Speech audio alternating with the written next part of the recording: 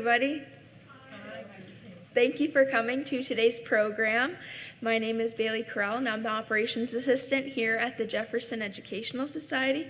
It is my pleasure to kick off today's event, and I'm going to do a few things. Go over some housekeeping, tell you about our upcoming events, and introduce our speaker for this afternoon. If you need assistance during the event, please find me or one of our volunteers or Luke in the back. Bathrooms are going to be outside and up the stairs. And just a reminder for the Q&A at the end, if you have a question, please raise your hand and a mic will be brought to you. Now for our upcoming events, tomorrow at 7 p.m., Tim Bruno will deliver a lecture here at the Jefferson titled Preserving Blues and Jazz in Erie, Examining the Past, Experiencing the Present, and Imagining the Future. And then next Monday at noon, Olivia Heibach will be here for a lunch program to present Together We Welcome Crafting Erie's Inclusive Future. And finally, Tuesday at 7 p.m., Livea Brockman will be here at the Jefferson to present From the Ground Up, How Local Efforts Drive Economic Growth. And lastly, I'm going to introduce our presenter for this afternoon. Adam Bratton is a seasoned nonprofit executive with almost 30 years of diverse experience in nonprofit management. His career spans roles in Washington, D.C., higher education, and public service advocacy, as well as regional positions in communications, fundraising, and executive leadership. Adam specializes in governance, administration, and fundraising with expertise in building programs, marketing initiatives, and capital campaigns. He has also led local, regional, and national events and programs. Adam studied nonprofit management, government, and history, and lives in Westfield, New York with his wife, Carissa, and their 3 children, Isabella, Daniel, and John. Let's give Adam a warm JES welcome. Thank you.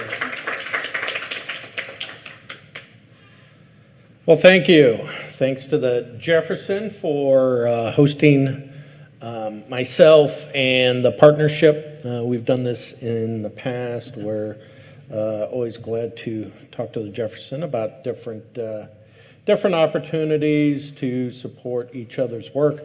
Before I get started, if I could just have a little understanding of who's in the audience. Who here works in a nonprofit? Actually works. Okay. Decent number. Who serves on a board or has served on a board? Okay. All right. I like to just get to know who's in the audience when we do this sort of thing. Hold on.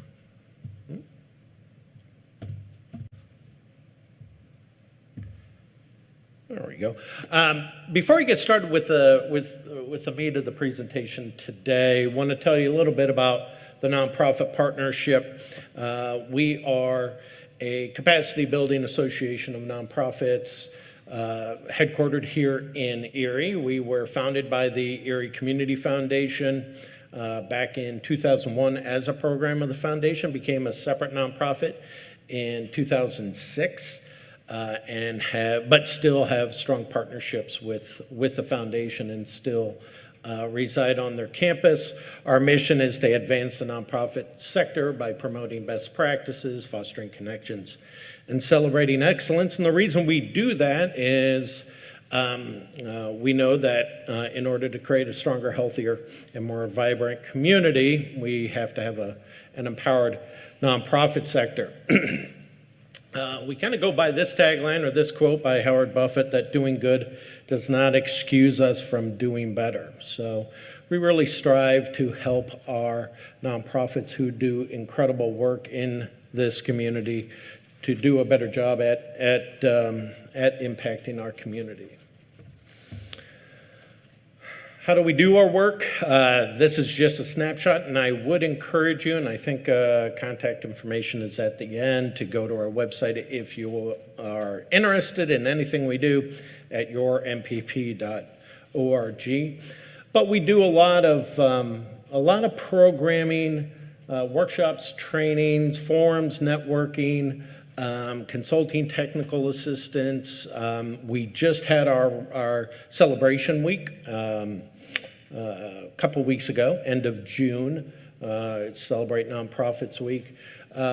We focus on the people of the sector because the sector is made up of people. We don't have manufacturing plants and equipment and that sort of thing. It's people serving people. So focus on the staff and the volunteers, board members, and provide as many services to those folks as possible. And, if we can't provide those services, we certainly try to find help for the nonprofits within our membership. So, basic outline of what I'd like to accomplish today. Want to just give a brief review of the sector. Going into these, I don't pretend that everybody understands really what the nonprofit sector is, the scope and scale of it. Even if you're in the nonprofit sector, sometimes you don't realize that. I want to talk about the evolution of the historical evolution of the relationship between nonprofits and the government here in the United States. We'll contrast a little bit with other countries, but that's the focus is here in the United States, and we'll give some examples of the nonprofit government relationship kind of in action, and then talk a bit about the current state of the relationship. Happy to answer questions throughout. So if you have a question, disagree with something, want more clarification, feel free to raise your hand. Otherwise, have a lot to get through, and certainly will I'll leave time at the end for your questions. To set up our conversation, I want to clarify a few things. One is the term nonprofit can mean a lot of things, especially historically, as we go through the history part. Back in the 70s was really the time that the term nonprofit kind of came into use. Prior to that, it was association or charity, voluntary sector, independent sector, third sector. All these things kind of describe the nonprofit sector. And, for the most part, the nonprofit sector lies and encompasses a lot between government and the private business sector. And so there's a lot there. Historically, it's evolved from very informal community and sector into kind of the formal sector it is today. We'll also be just focused on the nonprofit sector here in the United States. Number of reasons, that's the title of the session, but also the sector is somewhat unique in the United States. And we'll talk about that as well. And most of our discussion will focus on kind of the national or federal relationship in the sector. The sector has a lot of relationships with local, state governments, that sort of thing.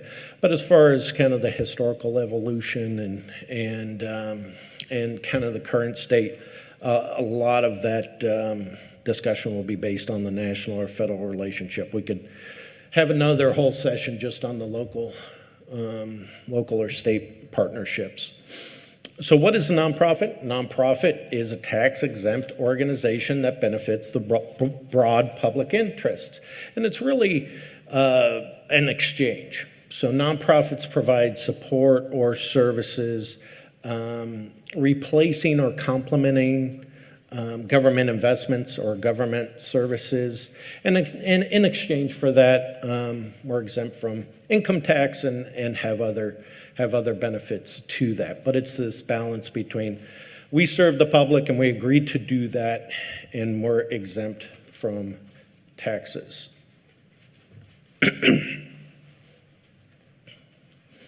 It's good to understand kind of the makeup as well as the scale and scope of the sector. There are almost 36 types of tax-exempt organizations in the tax code.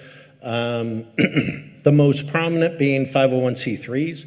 So my organization's a C3, the Jefferson's a C3, and 75% of nonprofits are categorized as 501c3s.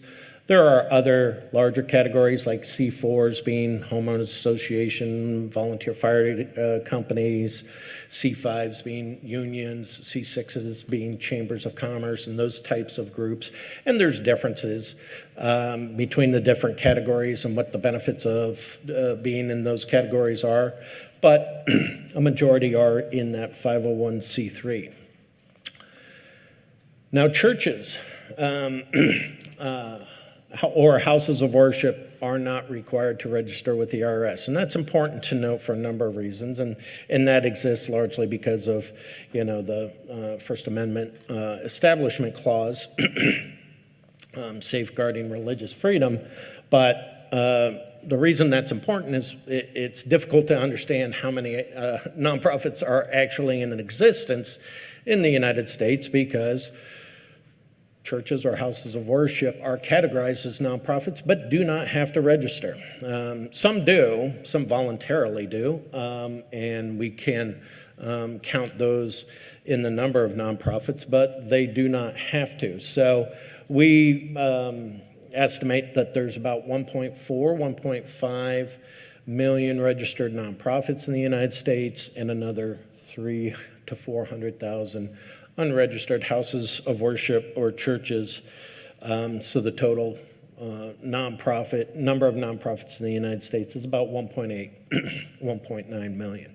So it's a significant number. They estimate it grows about 80,000 per year.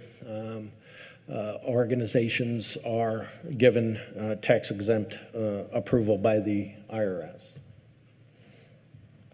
Why is this sector significant? It does these things as well as a number of other things.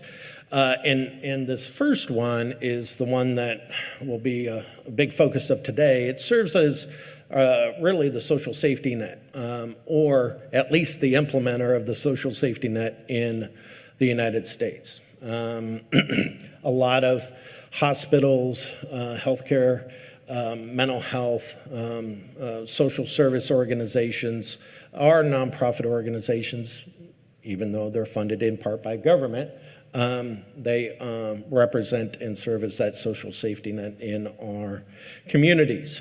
They address the health and well-being of the communities, the hospitals, again, the mental health, the intellectual disability groups, encourages community and civic engagement, community centers, JES, groups like that, cultural, community enrichment, art museum, and the Phil and places like that. So we really have a strong sector that really adds to the fabric of our communities, and we know, especially when we look at healthy communities, we see strong nonprofit networks in those communities. And this is a quote just talking about kind of what the sector actually is by Dan Plata. Dan Plata, if you don't know who he is, you should look him up. He's got a very well-known TED Talk.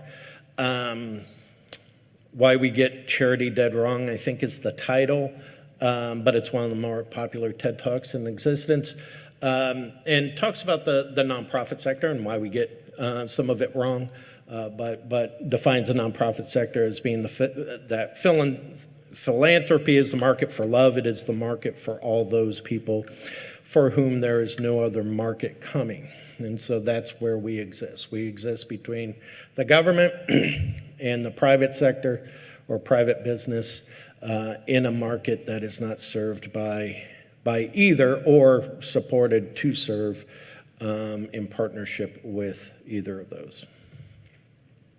It's also important, especially in our conversation today, to understand where nonprofits get their funding sources. A lot of people assume nonprofits get a lot of their funding from charitable giving. And while charitable giving is important, it's not a significant portion of our nonprofit funding. About half is private fees for services. About 30% are government grants and contracts, and the rest being more traditional philanthropy. This is important because The government grants and contracts at 30%, that's just designated. Government support also includes part of that fees for service. So if you're a hospital and you get Medicaid, that's a fee for service.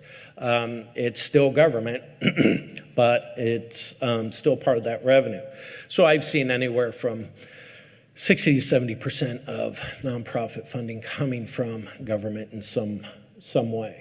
But it's important to understand where that funding comes from, because that's a big part of the relationship, and an important part of the relationship between nonprofits and the government. It's also good to understand kind of the size and scope of the sector. Nonprofits are small, all right? Individual nonprofits are small. 88% have budgets under $500,000. That means probably no facility, maybe 2 staff, small footprint, usually some sort of grassroots organization in the community. Even though the individual nonprofits are small, the sector is quite large. So we have about 10% of non-government employment in the United States is in the nonprofit sector. Okay, we are the 3rd largest employment sector in the country. We have more employees than manufacturing in the United States. Behind retail and food and accommodations, we're the 3rd largest. So even though our organizations individually are small, the scale and scope of the sector is quite large. In Erie, we have more than 500 functional nonprofits in the city of Erie, PA. In the city or the metro area, we account for about 19% of private employment. So nationally, it's about 10%. I think PA is about 6% private employment. In Erie, it's about 19-20% of private employment is in the nonprofit sector. And as the nonprofit partnership, our representation of the sector, we have about 500 nonprofits, about 80% of them are in Erie County. And as you can see, it reflects the numbers at the national level as to the size of our individual organizations. Most of our members are small. And I would even count probably those medium budgets as being smaller organizations. $1 million and below is about 80% of our 500 members. Okay. Any questions so far before I jump into our review? All right. So this is the historical evolution of the nonprofit sector, really in relationship to government. So I'm going to go through, and then obviously, as I mentioned, in the United States. So I'm going to go through kind of how we got to where we are in the nonprofit sector and how it's developed in the United States. So, excuse me. Obviously, the U.S. was founded on a number of principles, including the idea of kind of limited government, individual liberty, which meant that a lot of the individual needs of the citizens were supposed to be taken care of by local communities and by private interests.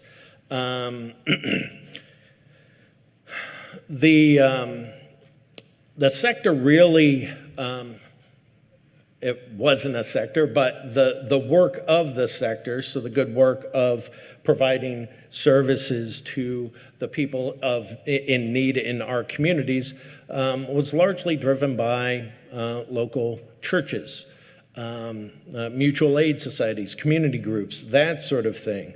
And that had a lot to do with how our country was founded and how those institutions were created. It was that distrust of government. It was that pioneering spirit that we were expected to kind of take care of our own, to contribute to kind of the common good of the communities around us, especially when those communities were often and mostly rural and small. Alex de Tocqueville in Democracy in America talked about our philanthropic spirit, talked about, and this is a great quote, especially in kind of contrast with maybe how other Western developed countries are established in relation to the nonprofit sector. He said, Americans of all ages, all conditions, all minds constantly unite. Wherever at the head of some new undertaking you see the government in France or a man of rank in England in the United States, you will be sure to find an association. So, and that's a good contrast of how kind of how we differentiate from other Western developed countries. In Europe, you largely won't find an independent, what we would think of as an independent nonprofit sector. There are nonprofits, but they're really just quasi-governmental institutions, if anything. And so this independence of mindset, this association to solve our problems is really how we became formulated, or how the nonprofit sector became formulated in the United States, and what makes it distinct from other elements or other countries around the world. I teach at Gannon. I teach nonprofit fundraising and management in a number of courses.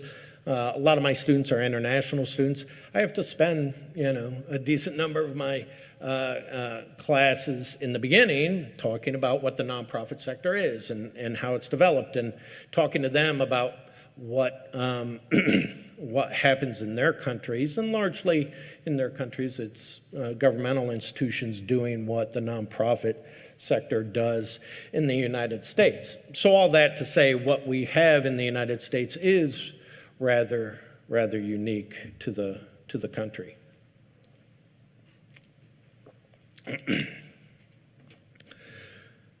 So our evolution was really kind of formalized in laws and regulations. I'll go back through the whole process, but the nonprofit sector was very informal for the first part of our life as a country, and for a number of reasons. It needed to be formalized, and these various actions took place to formalize that. Federal income tax, formally, or the Revenue Act of 1913 formally exempted charities from taxation, so they came up with some description of what charities were. Revenue Act of 1917, donors were allowed to deduct charitable gifts, spurring private giving. The Internal Revenue Code of 54 established that 501c categories that I just reviewed. Johnson Amendment in 1954 prohibited nonprofits, at least 501c3 nonprofits, from partisan political campaigning. Won't get into a lot of detail as to what that is. Nonprofits can advocate, they can participate in some ways in the process, but not in direct political campaigning for political candidates. And then Tax Reform Act of 1969 tightened rules on private foundations, required foundations to give away at least 5% of their asset base. And so there are a number of other kind of regulatory and laws that kind of guide the sector, but this really in the beginning of the 20th century and towards the middle really is when the sector became more formalized and kind of governmental code. Now going back in our kind of early existence or the early charitable efforts in the United States, most social welfare, as I mentioned, was carried out by private charitable efforts, churches, civic groups, mutual aid associations, rather than by government programs. Part of that was because there weren't really well-established governments. Those early governments very much limited the assistance to the basic needs of the community, and so these voluntary associations and voluntary groups kind of stepped up. And that's what Alex de Tocqueville was talking about in his Democracy in America. And a lot of these associations were based not only just on or from church groups or that sort of thing, but they often were formed from societies around different ethnic groups and racial groups and community groups. I think I brought it. There's a great book that we've had the author come talk, Madam C.J. Walker. She was actually the first American female self-made millionaire, but she was also an African-American woman. But her book, or the book on her, talks about her charitable giving, and a lot of it were these informal church and other networks to support African-American individuals in the cities that she lived in, and that's how she got involved, and that's what she encouraged with her own philanthropy. A few things to note. One, the general welfare clause of the U.S. Constitution, Article 1, Section 8, states that the Congress shall have the power to lay and collect taxes, duties, imposts, excises, to pay the debts and provide for the common defense and general welfare of the United States. And that's where a lot of folks think the role or the duty of the government to provide for kind of the general care of our citizens here in the United States kind of comes from. So as we kind of progress, there were in the Gilded Age this emergence of kind of these major philanthropists, a lot of concentrated wealth. And Andrew Carnegie wrote The Gospel of Wealth at that time, stating that his belief that wealthy individuals had a duty to disperse their resources rather than just passing on in inheritance their wealth. So a lot of those wealthy individuals created foundations that still exist. Today, Carnegie, Rockefeller invested a lot in libraries, education, public health, scientific research. Those investments in nonprofits supporting those areas really just became more formalized at that time. And this, and at this time, government really, especially as the country became more urbanized, the government really began to acknowledge the need and the role of the government in providing for some welfare of the citizenry. And this started to set some precedent where the government would bolster private philanthropy and bolster this individual and civic care for an association for taking care of those that need care the most, and started formalizing government investments in civic needs, but also in the nonprofit sector. This became obviously a lot more apparent during the Great Depression in the 1930s. Really exposed the inadequacy of just local charity taking care of their own, 25% unemployment, and the systems that were in place were overwhelmed, obviously, and the scale of need far exceeded the churches and philanthropic societies and associations that were in existence. So it really forced the issue of government involvement in that kind of care of the citizenry, in addition or in support of the nonprofit sector.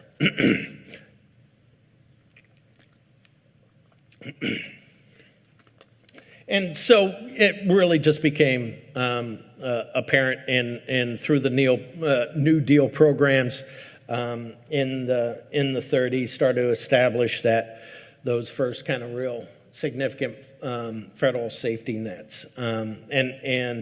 This really was kind of a pivotal shift because the safety nets were created and were invested by the government, but it was also in partnership with existing what would be nonprofits at that time, and started cementing the idea of this kind of public-private partnership between the federal government or the government and nonprofits. So nonprofits would supplement or deliver services that the government identified as a need, which happened as things evolved and developed in the 1930s. Any questions so far?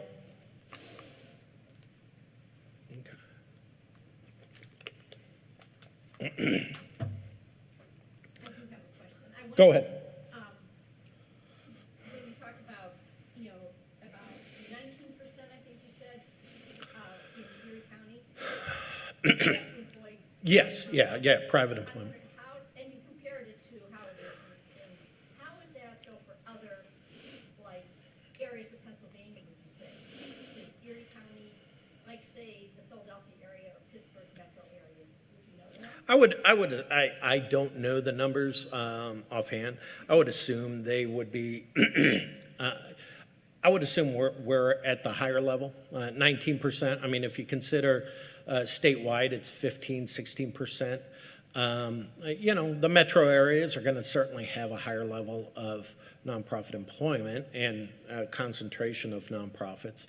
But yeah, I don't know the numbers off the top of my mind, but it is, significant. 20% of our employment in the Erie, PA region is in the nonprofit sector.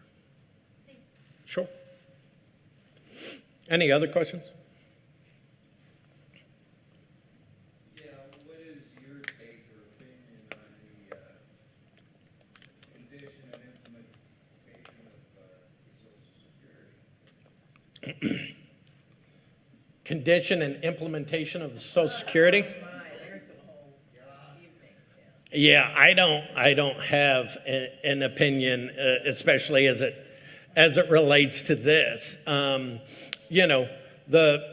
fact of the matter is, this time period really started that investment, whether you agree with it or not. I'm going through kind of the historical, like I said, the investment of the federal government or government resources in this kind of safety net, where it was largely private or what we would consider covered in the nonprofit sector. And so, and we'll talk as we go through what that investment looks like in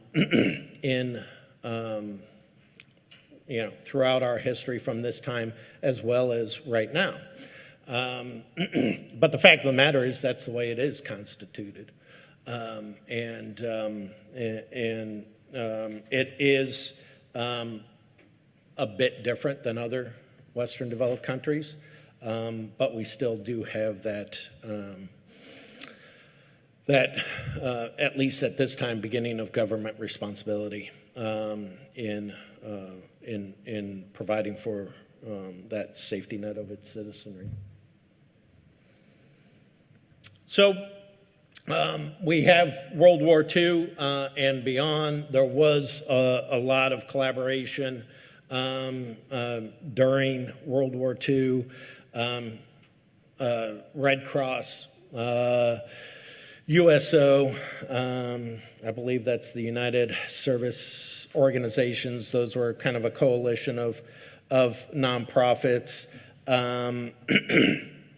Was created really to boost troop morale, take care of troop efforts.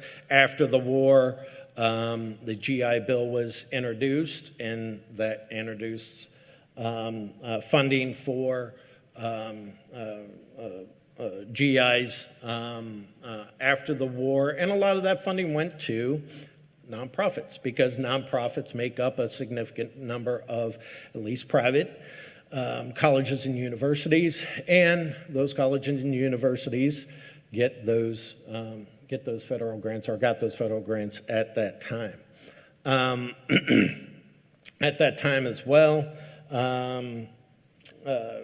The sector grew alongside those governmental programs.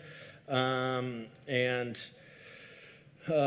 instance, the government started investing more in public health, like the polio vaccination program. So nonprofit hospitals, research institutions, foundations were partners in delivering those, and that has obviously continued to today. And the fact is, the majority of U.S. hospitals are nonprofits. We can see that in our own community. All the hospitals in this community are nonprofit hospitals. And so as the government investments in kind of the social safety net have increased and increased during this time, they are investing more in those infrastructures which were built and have been created as nonprofits institutions.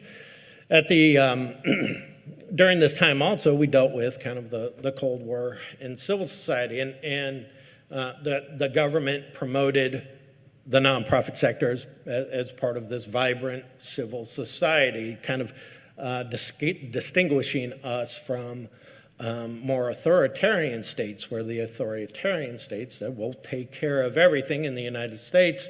The government said, we will invest in these private institutions, these private initiatives that will then take care of the citizenry. So the Cold War itself reinforced the growth and the establishment of that relationship between the government and the nonprofit sector.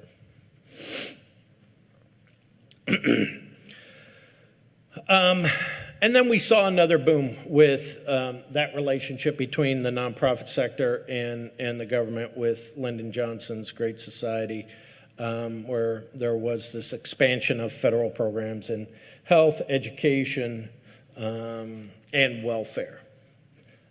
I'm going to try to move through some of this just to keep on track.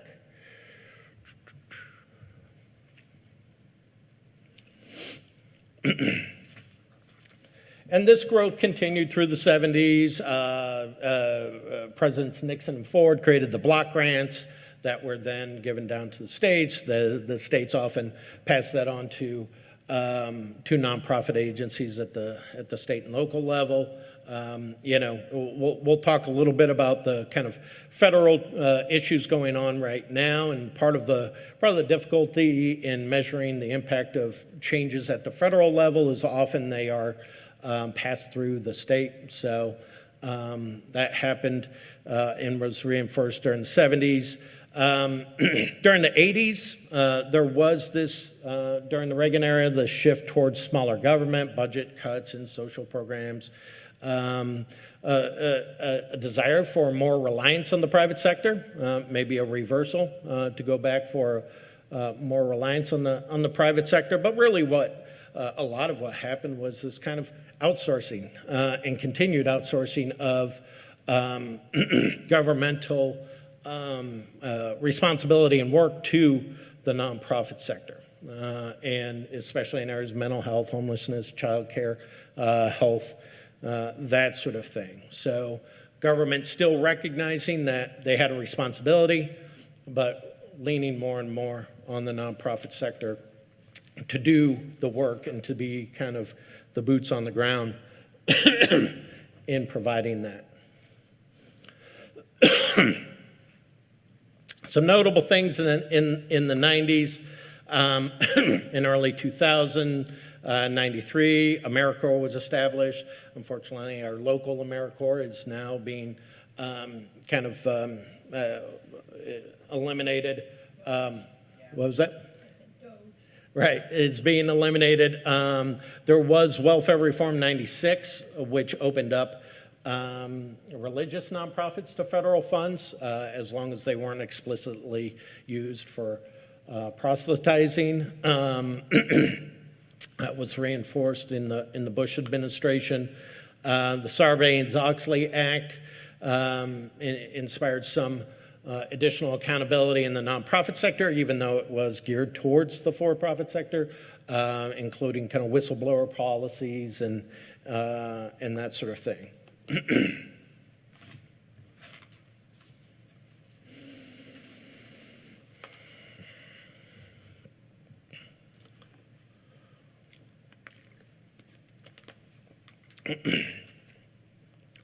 So obviously, impactful, most of us remember it, event 2008, 2009, Great Recession.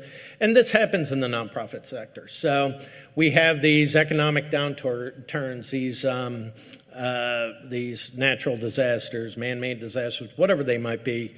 And what happens is the need and demand for services in the nonprofits go up.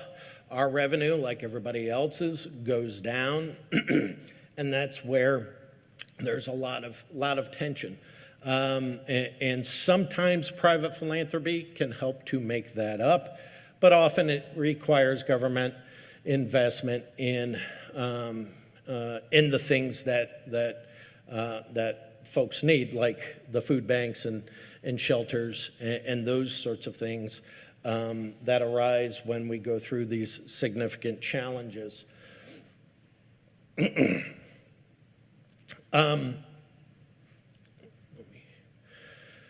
this was maybe no more highlighted than during the COVID-19 pandemic. If you recall, essential services, we heard that a lot in the beginning.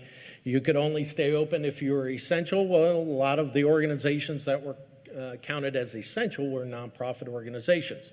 So they were the ones that were continuing to go and do the work in providing basic needs. They did additional things like distributing PPE, if you remember that, food. The food banks were overwhelmed, and vaccines when that came to pass. There was, as we know, an increased demand in food assistance, mental health support, unemployment services, those sorts of things. Again, a lot of that support being provided by the nonprofit sector.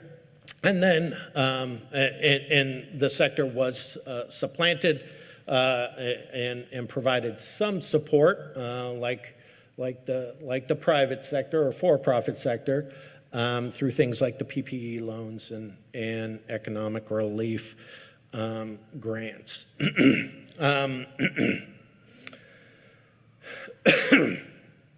But it just reinforces that ongoing kind of relationship as well as tension, but that relationship and that reliance of the government on the nonprofit sector to really be the boots on the ground, to be the doers of the work.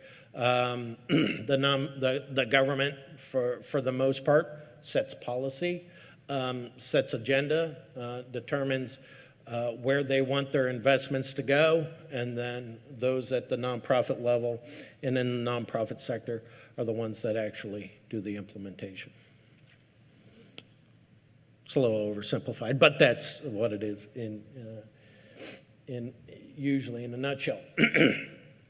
So we have this kind of historical evolution of this collaboration between the nonprofit sector and the government. And again, today I'm primarily focusing on the federal government. There's a lot of collaboration between the nonprofit sector and the state and local governments as well. But there's, I just wanted to run through kind of what it looks like in kind of reality. Excuse me. So really the government nonprofit partnership really spans virtually every area of the social safety net and public well-being. In healthcare, majority, as I said, U.S. hospitals are nonprofit, so they're integral, obviously, to governmental health programs, Medicare, Medicaid, public insurance programs, obviously rely heavily on those nonprofit hospitals, nursing homes, hospices, other care, in education, many educational institutions are nonprofits themselves, including obviously private colleges, universities, private K through 12, Head Start, those kinds of groups, which obviously get some level of funding from the government in order to provide their services. Social services, it's a broad category: job training, workforce development, substance abuse treatment, child welfare programs, often do a lot of their work through the support of government grants. The housing, homelessness, HUD programs fund nonprofits to build affordable housing, provide shelters, that sort of thing. Emergency relief, we see that, and that seems to be maybe the most public that we see, is the partner agencies like the Red Cross, Salvation Army, but a lot of local agencies supplementing the work of groups like FEMA. And this is where it's kind of highlights the fact that the nonprofit sector is often kind of caught between these kind of political poles. So when the floods in North Carolina happened, everybody bashed, or the right bashed FEMA and the failures of FEMA, and a lot of nonprofit groups and private groups were heralded as being by that side of the political aisle as being the heroes in the story. And more recently, the floods in Texas. Again, now the left is bashing FEMA and heralding the private groups for their effectiveness. So that's just where this kind of tension often gets most highlighted. We don't spend a lot of time on the news talking about housing issues or other issues, but we see things like that emergency relief, and we do have a strong within the nonprofit sector, obviously a strong and long-term history in providing emergency relief through organizations like the Red Cross and Salvation Army.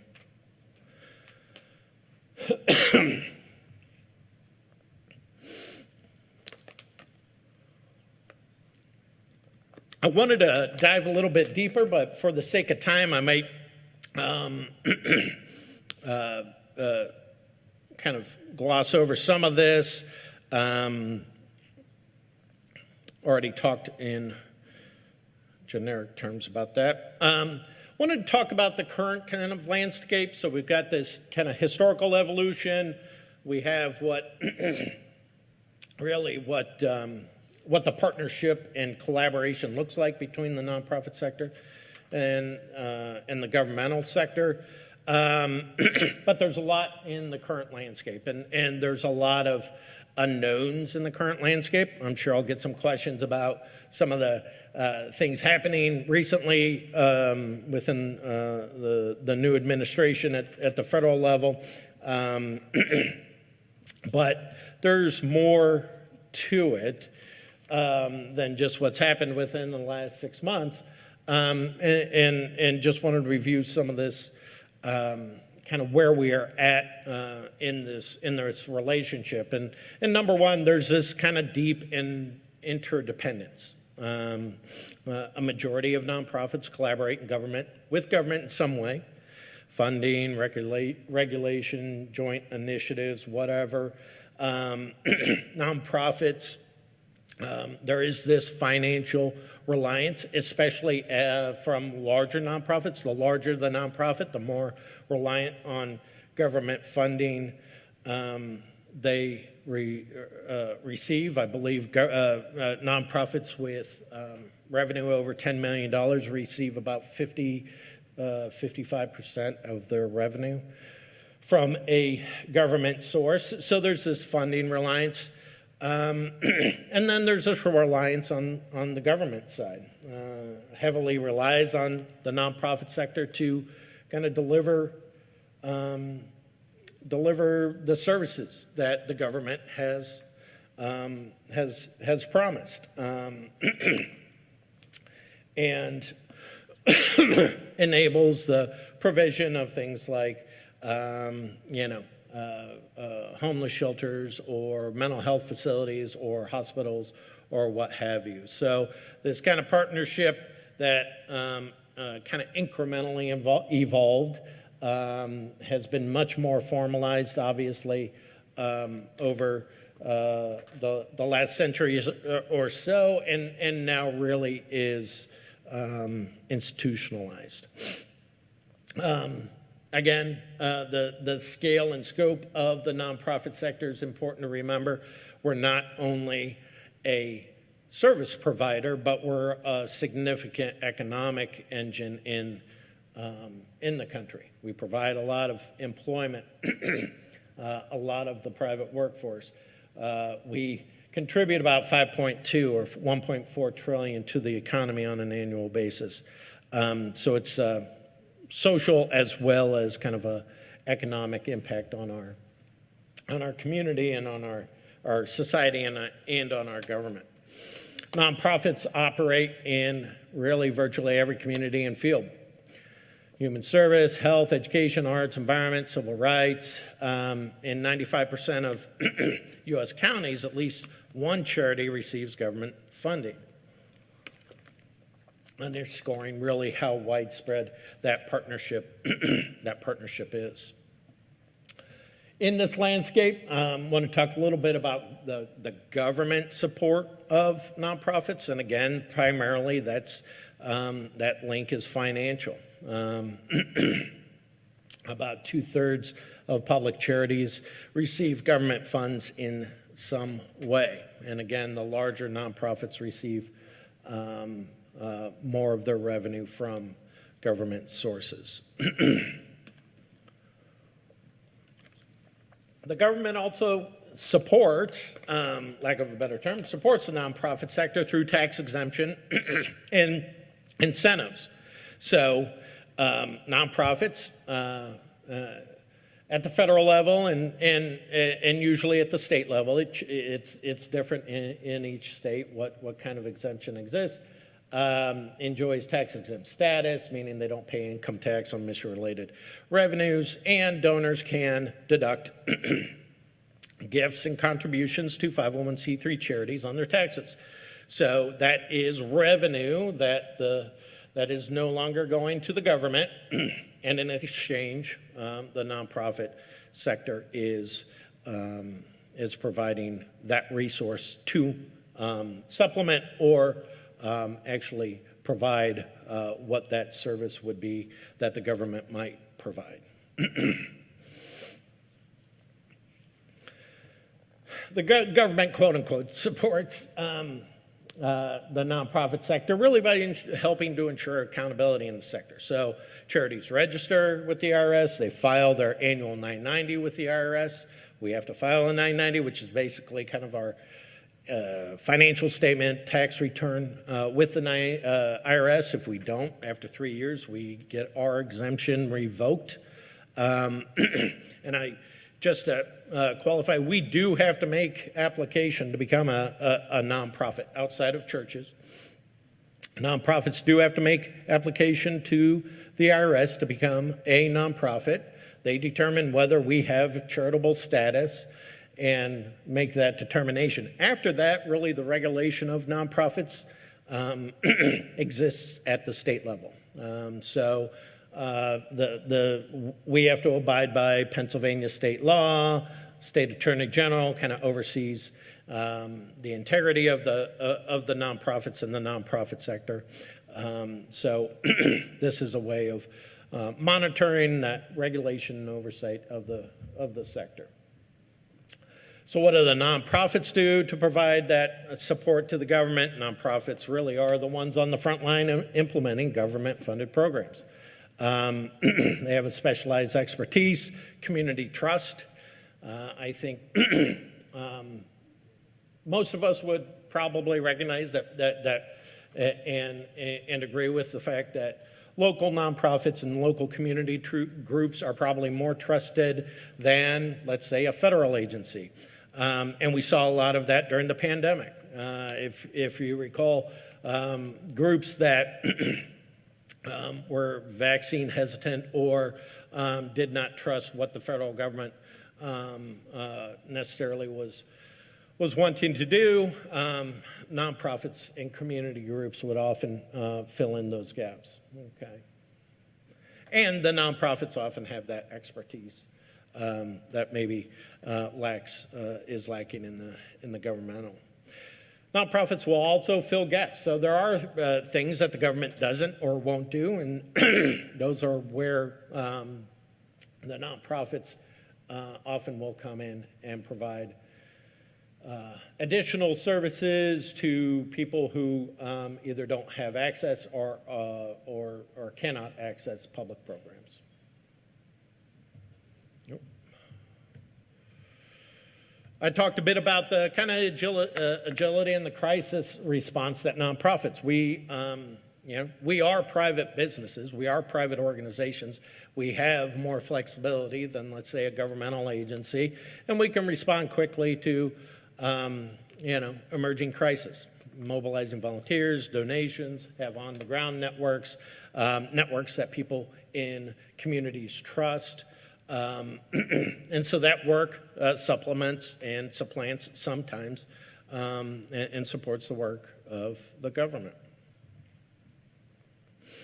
And then we do have advocacy and policy input. So while we can't lobby, while we can within certain parameters, we can't do a variety of things in relation to campaigning and political action. What we can do is provide our expertise in the areas within we work and help governmental agencies and elected leaders kind of design the policies that often we're going to be the ones implementing.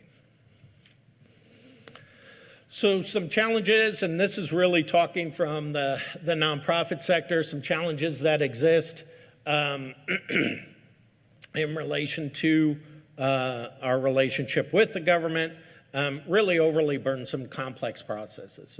If you're in the nonprofit sector, especially larger, maybe human service agencies, you see a lot of this. Contracting challenges, we often have late payments from the government, canceled payments from the government, certainly very complex reporting, and probably the most damaging, underpayment for true costs. So we know what it costs to do certain things and to provide certain services, and there's this historical ongoing underpayment of what it really costs to do the work. And there's some progress being made in that. And then the kind of political climate, especially recently, political climate and uncertainty. But over the years, and recent years, government shutdowns, delayed budgets can often leave nonprofits in limbo. Most recently, we've had freezes on federal grants or federal funding, causing some nonprofits' funding to be paused or canceled midstream.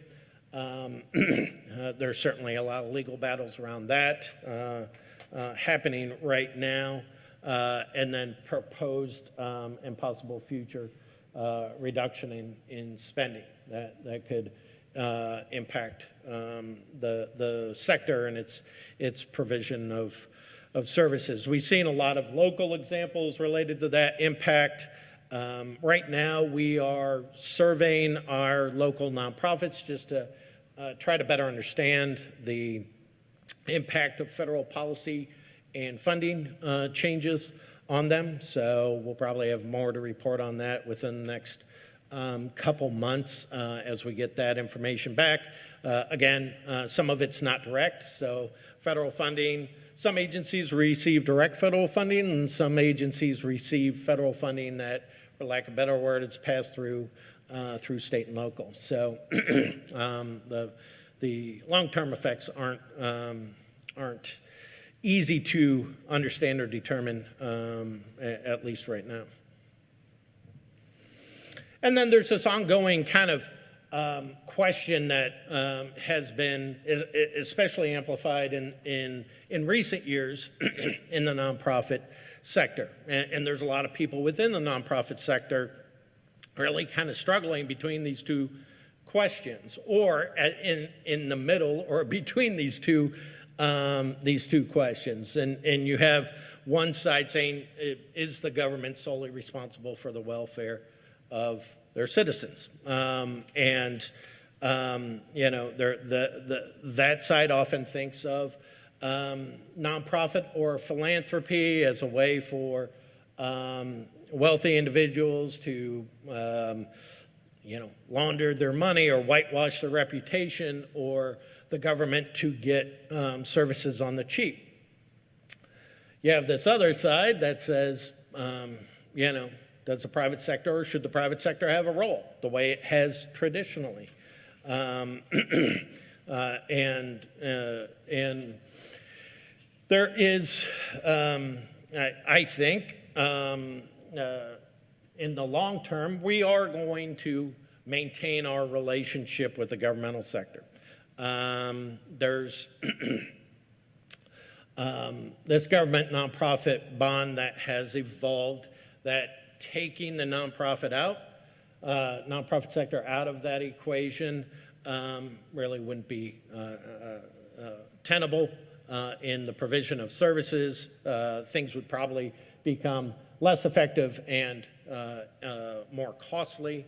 Nonprofits are, going to continue to rely on public funding and policy support, and governments are going to continue to rely on the nonprofits to basically be the provider of services. There should be, in this collaboration, ongoing improvements. So hopefully making that collaboration more effective, more efficient, still continuing to focus on kind of outcomes and outcome-driven results. I would like to see, we would like to see support for policies that sustain nonprofits by providing kind of fair funding in support of the well-being of our communities. So that's what I have. We'll go to questions. I think they said raise your hand and somebody would bring a mic, or you can yell it out. I don't care. Oh, sorry. Question about the current presidential administration seems to have a different spin than other Republican administrations, where in the Reagan era and the Bush era, there was this decrease of government social safety net, but an increase of, we're going to move that to the nonprofit in the private sector. But there was funds that were moving there, but like you just alluded to, particularly with DOGE and other deficit strategies, deficit reduction / increasing deficit, it seems like the administration is more hostile generally to social safety programs, including nonprofits, with the cutting of some of these grants and funding that is going to the nonprofit world. So are you seeing a direct kind of correlation between the stability of nonprofits with this current president? I mentioned it earlier. It's really, and it's something that we've really been looking at and trying to get our arms around. It's really too early. We are seeing it to understand the impact. We are seeing, obviously, direct impact, such as, and you've probably seen it locally, the refugee agencies. So that's direct, that's immediate. There's no doubt about that. A wider impact on the nonprofit sector, we don't know what it'll be. It'll be something, and that's the problem.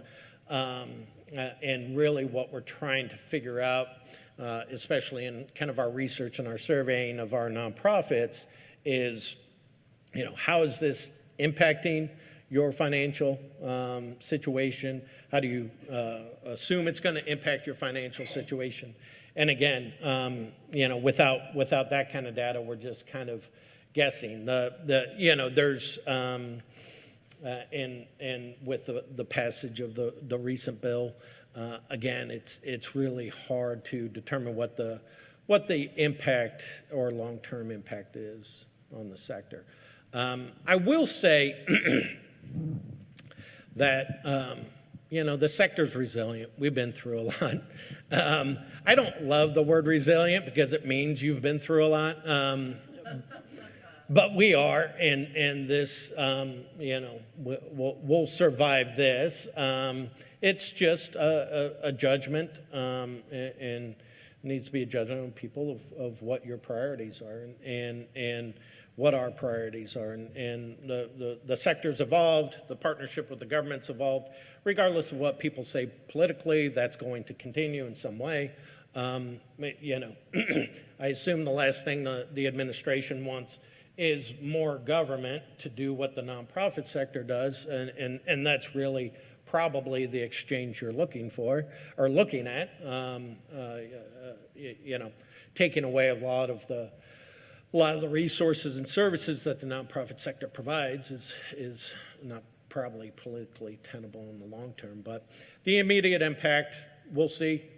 Sign up for our communications, and we're working with the Community Foundation and another local civic group on surveying and doing evaluation of the impact. And like I said, hopefully within the next month or two, we'll have some data around that. So as a person who works at a local nonprofit and supports a lot of new American communities, not as a resettlement agency, but as a secondary support system, we have had an EPA grant clawed back after the money was given. I have to have a conversation with someone about that today. We had applied for the money a year ago. It's pass-through money from EPA to DEP. And we were to have some community meetings talking about environmental justice with community members in a multilingual format. And we got partway through that process before they said, hold up, we did not get the check until after the election. However, money has been spent. We spent it last summer, right? So it's now. It's not upcoming. It's happening. It's serious. Mm-hmm. My position at my organization is paid for entirely with HUD funds between Community Development Block Grant and the Housing Authority of the City of Erie. So I believe that I'm in the last year of my employment being funded by that source. Mm-hmm. I can't wait to see maybe we'll see what's happening. We are experiencing a fundamental reordering of the way we do things in this country right before our very eyes, and I think we're not reacting to it nearly enough. I'm devastated that I thought I would learn something here today that would help me go back to my organization and report to my director that the nonprofit world in Erie was on it. Mm-hmm. And that's disappointing. Nothing to you personally, but I mean, wow. Yeah, no, understood. And obviously when I say wait, I'm meaning we don't know what the impact's going to be. They're telegraphing it every day. Right. And like, no, we're done with you. We don't care about the people you serve either. Well, and again, we don't know what the long-term impact is going to be. And we can there are certainly organizations going through a lot of challenges right now. And it's something we're obviously aware of, and that we're sympathetic with. We, frankly, we're a very small agency, and we have limited resources. What we do suggest to our nonprofit members in those different areas, and most areas have statewide and national advocacy groups that can lobby for them, that can do things in a meaningful way, that they do lean on those folks. What I've been surprised with is the lack of relationships that a lot of local agencies have with, and significant agencies have with the statewide government or the federal government. I think we're seeing some of the impact of that, the fact that nonprofits do need to do a better job of advocating for themselves to their different, in their different cause areas. I have to agree with Veronica. I can't believe that Erie leadership didn't step forward when DOJ first started cutting and start doing a spreadsheet, start adding things up. I just got an email from the Mercy Center from Jenny Haggerty about the needs that they have. Erie Gives is coming up. There is no way, you showed how much donors give to nonprofits, whatever that small percentage was.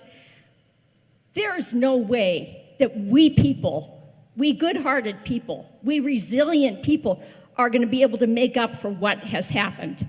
Somebody has to know how many international students are going to be impacted by the restrictions on international students, how that's going to impact Gannon, you're one of your employers, and Mercyhurst, and Barron, and Penn West. Yeah, Erie Community Foundation set up something for the immigrants and the refugees. How much does Pleasant Ridge Manor get from Medicaid? I have a brother who relies on Medicaid, and I can help him out with meals, with his mental health issues. I couldn't perform the surgery he needed 3 weeks ago or 4 weeks ago on his toe because he had an infection, because he has diabetes.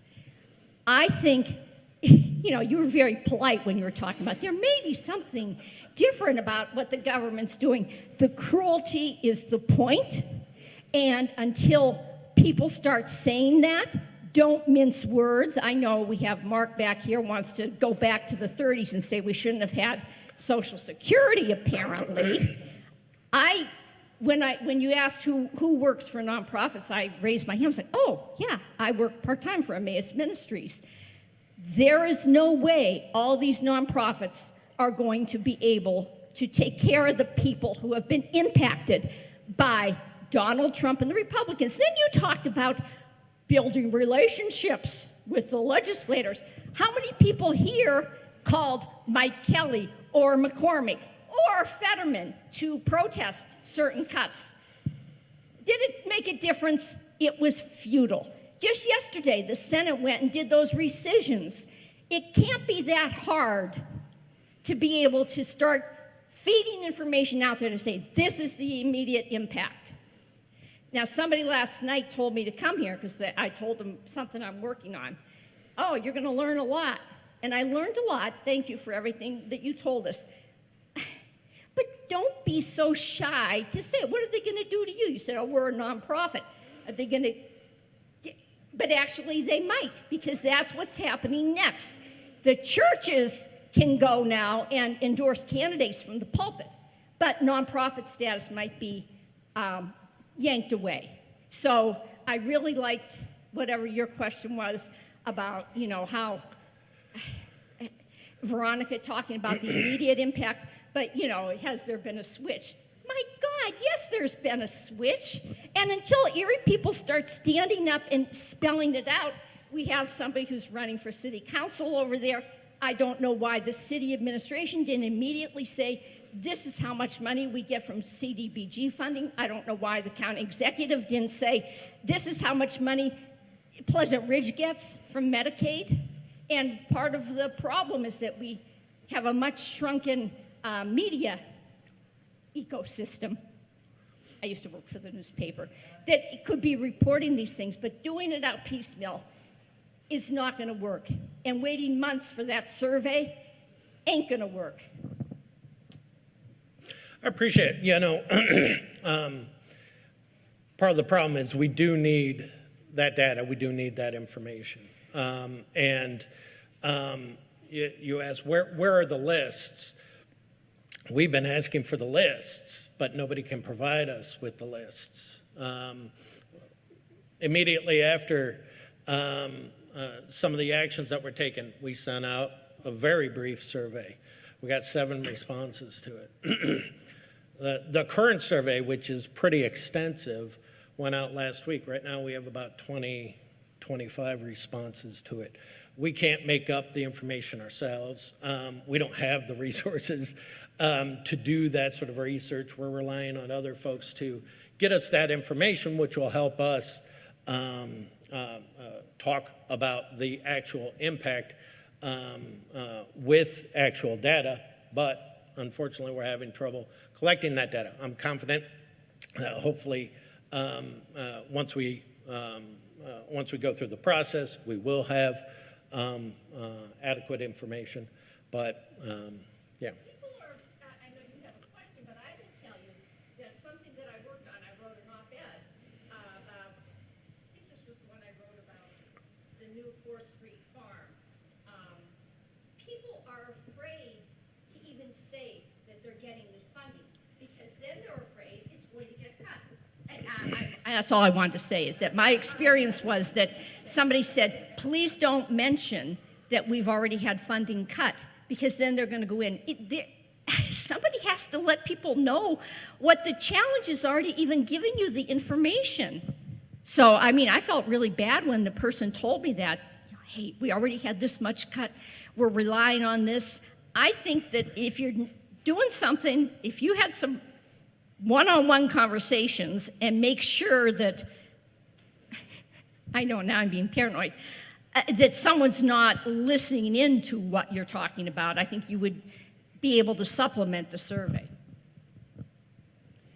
So I had a question that was kind of going back to the more localized efforts. So 19% of employment, private employment in Erie is nonprofits, which is a pretty big number. That's almost double the national amount.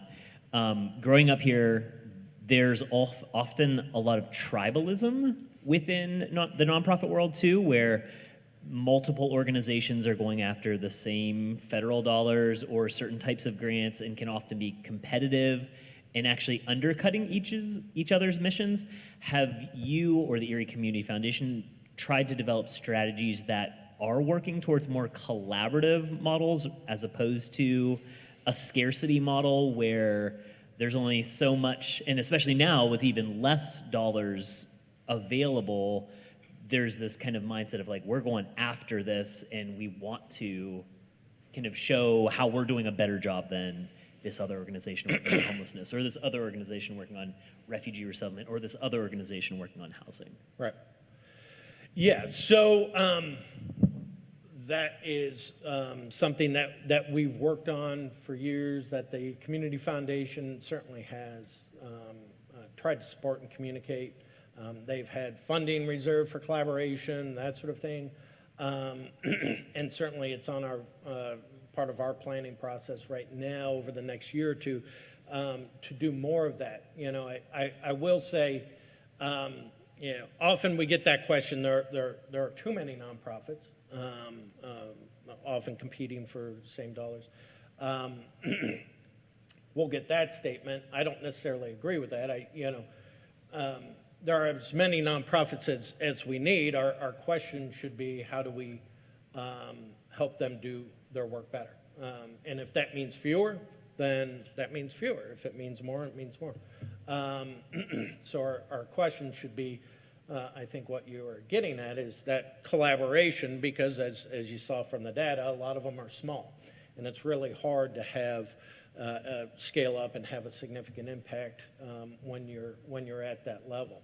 So we have worked and tried to work towards that. I will say it's pretty ingrained, the tribalism in the sector. It's hard to get folks out of their silos to work more closely together to understand that it's, it's really about amplifying their mission and achieving their mission, not losing something. And a lot of times there's fear of losing history, losing jobs, losing responsibility or what have you, and can create a little bit of that tribalism. But we're working on trying to bring those groups closer together, focusing on some of the leaders. What we've experienced, at least anecdotally, is the more leaders work together, the more closely aligned groups will be.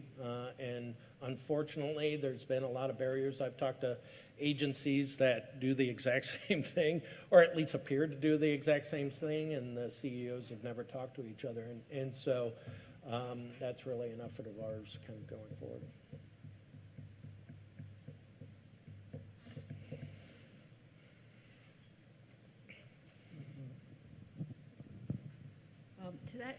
To that end, I most recently worked with a nonprofit that worked with the Department of Labor money, more than anything, more than the DHS money. And they did have an effort, I'll say 2 years ago, where they really pushed for collaboration. They were clear from the beginning. We're going to put out fewer awards this time. You've got to come with collaboration that is across different counties and we were workforce boards, and even across state lines. And they gave out bigger awards. And then the next time they were going to give money, they retracted from all of that work. They didn't care about the collaboration as much. I'm pretty sure it's because they had to give out such large awards in that scenario. I think it made them cut back to give smaller awards. But one thing I would say is the thing that we didn't realize as much, I didn't realize, not everybody, was the amount of collaboration that had to do with interagency, across agencies, sorry. So workforce is workforce, and it's getting people to work, and it's using Department of Labor dollars. But the stuff that gets people in the workforce and staying in the workforce is the DHS money that supports people to be able to pay their rent, to be able to get food on the table, to help with their kids. I think one of the things to look for in the future is to figure out a whole different agency to be connected to. Is it economic development that might not take as much of a hit? Is it DHS working with Department of Labor? Is it that kind of a thing? Might give you a leg up to be a little more savvy for the future so that you can make it through some of this stuff. You've got some entity that's not necessarily going to take such a brunt that's going to help with that kind of collaboration. I'm not sure if that was clear.